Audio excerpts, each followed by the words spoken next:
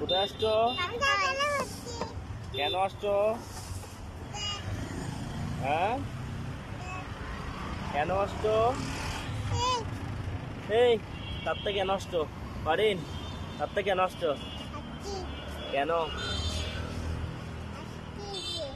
কেন আর তো বলতে হবে না। হ্যাঁ, ঘুরতে আসছো যে?